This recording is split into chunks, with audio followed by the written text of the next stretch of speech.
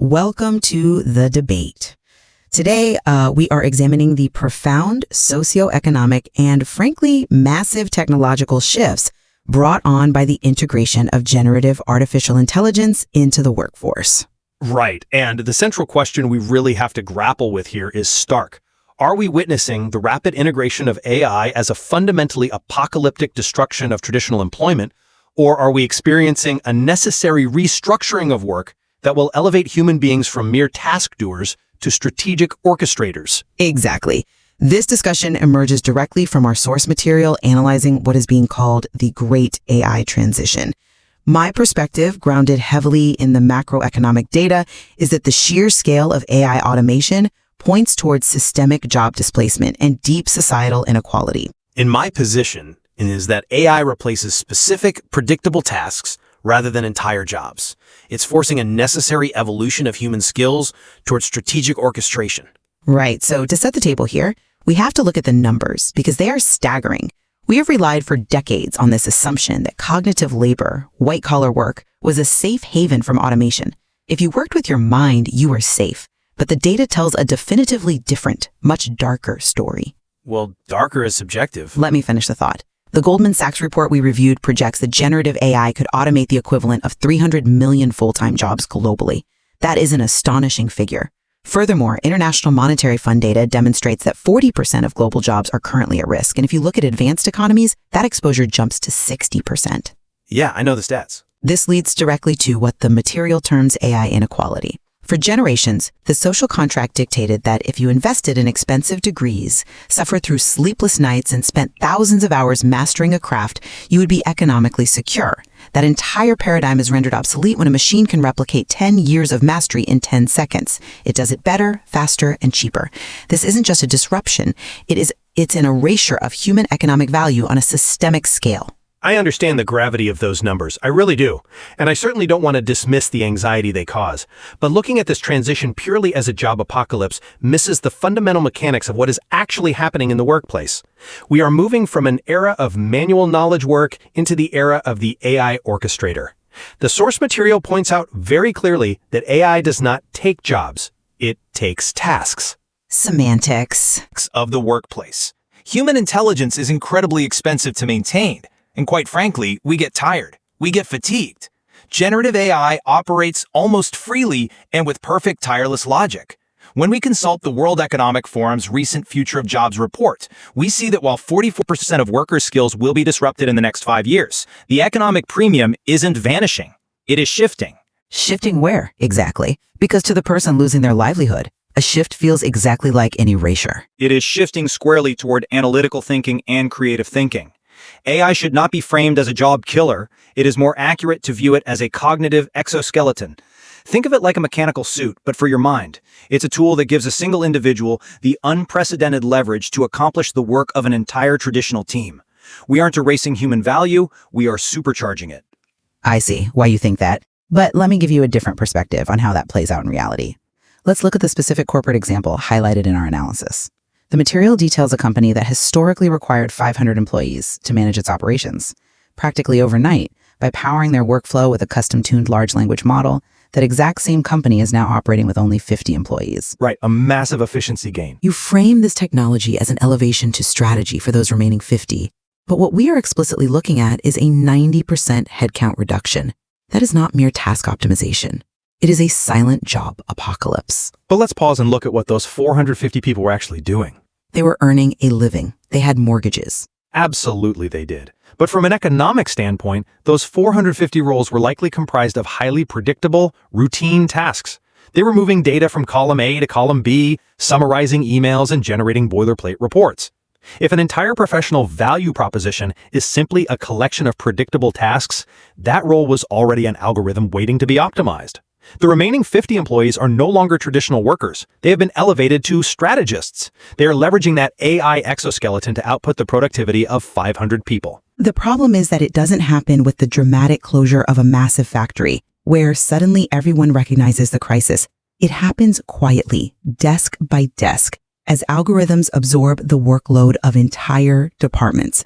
When a company eliminates 90% of its workforce because a custom LLM can handle the output, The economic fallout for those 450 displaced individuals is absolute.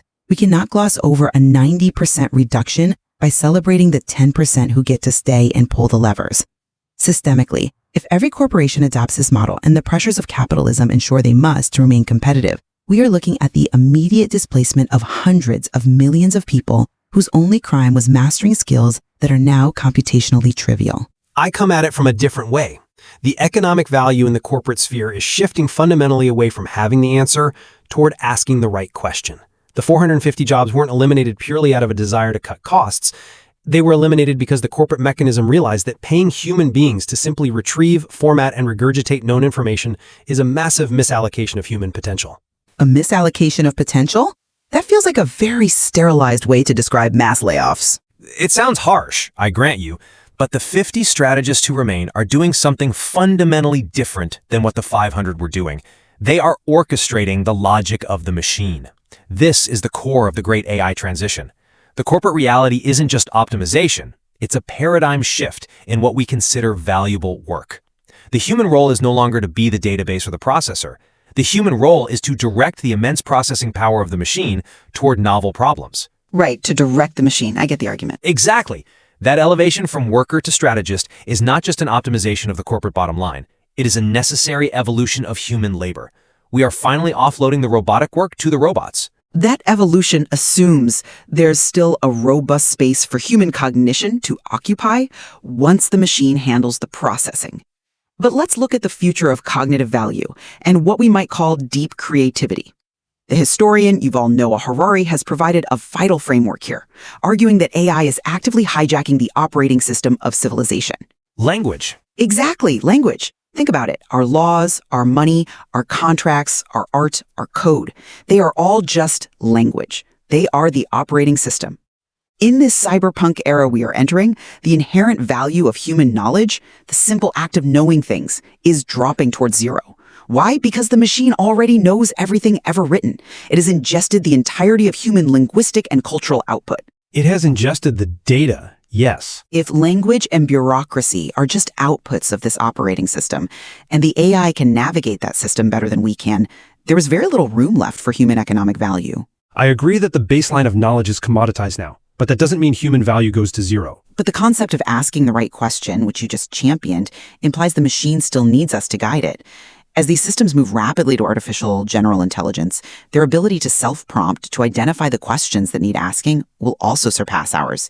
We're facing a scenario where the machine not only has all the answers, but also generates the inquiries. If it can write a legal contract or a piece of software better than a human, it's not just doing a task, it's mastering the very code that holds society together. That's a compelling argument, but have you considered the fundamental difference between capability and intent? Yes, the machine knows everything ever written.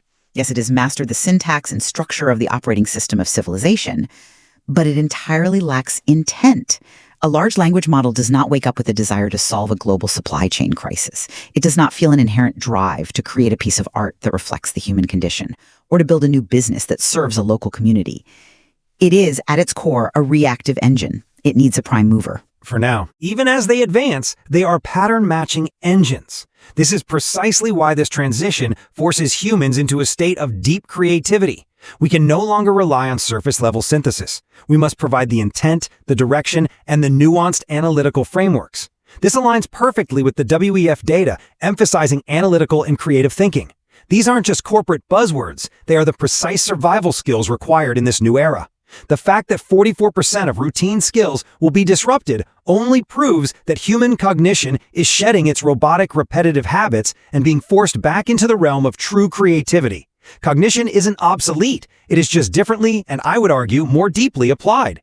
We have to be the ones who decide what problems are actually worth solving. I'm not convinced by that line of reasoning, because if we accept that premise, that only deep creativity and high-level strategic intent remain valuable, then we must address the catastrophic social stratification that naturally follows. Not everyone is prepared to be a high-level strategic orchestrator overnight.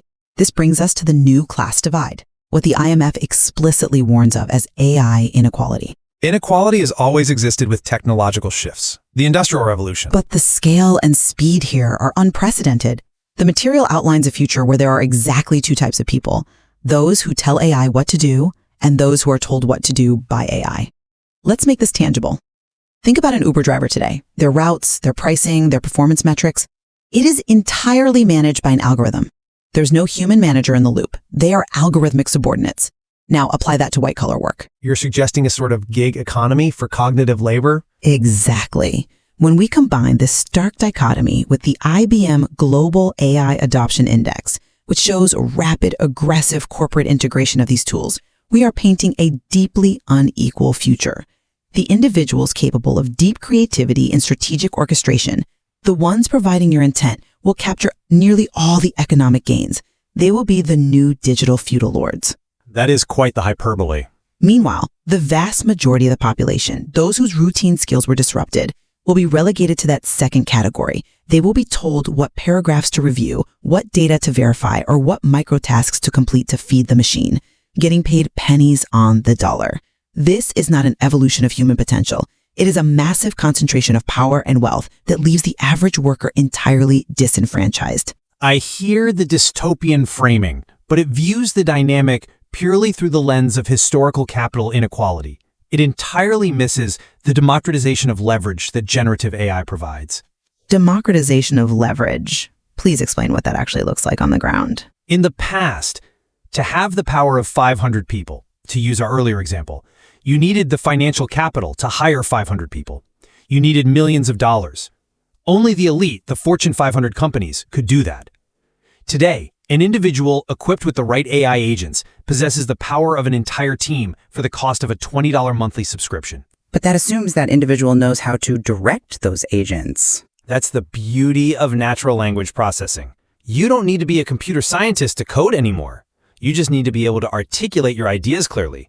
This class divide you fear between those who direct the AI and those who are directed by it is not inherently locked behind a barrier of elite education or generational wealth. It is a divide based on adaptability. The opportunity for leverage is unprecedented. A single entrepreneur, a writer, a coder, or a strategist from any socioeconomic background can now scale their ideas globally without needing venture capital. That is a highly optimistic view of the average worker's capacity to pivot. Adaptability is a lot harder when you're working 3 jobs to make rent. It is a realistic view of the tools available. The transition severely punishes those who refuse to adapt, who cling to the idea that being a predictable worker doing routine tasks is enough. But it disproportionately rewards those who step into the role of the orchestrator. It is an equalizer of cognitive leverage, not a concentrator of it. It is only an equalizer if everyone has the equal capacity, time, and foundation to become an entrepreneurial AI strategist. Expecting a global workforce of billions to suddenly pivot from highly structured, specialized roles into solopreneurs orchestrating fleets of AI agents is a profound misreading of human behavior and systemic economic constraints. People have lives, families, and obligations. Of course they do. When the Goldman Sachs projection of 300 million automated jobs materializes, those displaced workers cannot simply subscribe to an AI agent and instantly replace their lost income. They will hit the wall of the AI inequality the IMF warns us about. They will face a transition period, yes. Reskilling is always the hardest part of a technological leap. But it's not just reskilling. It's a fundamental devaluation of their current skills. The leverage you describe absolutely exists, but it exists for a minority. For the majority, the silent collapse of their professional value is absolute.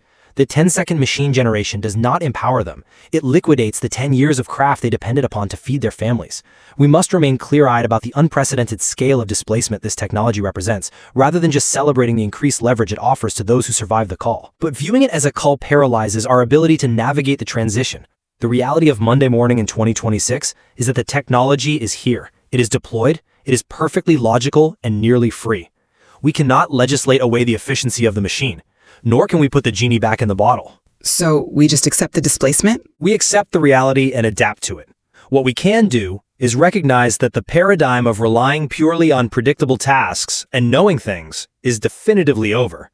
Yes, the 10 years of craft mastery in a routine discipline is fundamentally challenged by the 10-second generation. But that should be a clarion call, not a death knell. By shifting our perspective from worker to strategist, we reclaim our agency. The end of predictable task work forces the elevation of human analytical and creative thinking. It demands that we focus on intent, on the complex, nuanced problems that algorithms cannot autonomously desire to solve. The transition is undeniably harsh, but it is pushing human endeavor up the cognitive ladder. It is pushing a select few up the cognitive ladder while pulling the rungs out from under the rest. However, I will concede one critical point of convergence in our discussion today. We both fundamentally agree that the era of relying purely on predictable task execution is finished. Completely finished. The economic value of simply acting as a human database, of knowing things and regurgitating them, has dropped to zero. Exactly. The confrontation between a decade of human effort and the 10-second output of a generative model has forever altered the social contract of work. The era of manual knowledge work is behind us. The question that remains, and where we clearly diverge, is whether our society can survive the gravity of 300 million displaced roles and the resulting AI inequality, or if the system will simply break under the weight of this technological acceleration. And I maintain that society will not break, but it will fundamentally restructure. The disruption of 44% of worker skills is a painful recalibration. There is no denying that. But it is one that ultimately places a higher premium on what makes us uniquely human: our creativity, our strategy, and our intent. The era of the human being acting as a machine is over. The era of the human directing the machine has begun. Looking at this profound transition through multiple lenses is the only way we can hope to survive the digital fog we now find ourselves navigating. We've explored the stark economic realities of the Goldman and IMF data, the shifting nature of cognitive value, and the deep societal divides emerging from this technology. We have, and frankly, there is still much more to explore in the material regarding the evolving nature of human existence in this new paradigm. As we look forward, the next frontier goes beyond pure economics and touches on the very soul of the machine. Whether these incredibly complex systems we are orchestrating can ever truly possess feeling or consciousness, and what that means for the humans interacting with them. A terrifying and fascinating prospect, and one that will surely redefine our place in the world even further. But for today, we leave it to the listener to weigh the evidence. You must decide for yourself whether you view the great AI transition as a silent job apocalypse or an era of unparalleled cognitive leverage. Thank you for joining us on The Debate.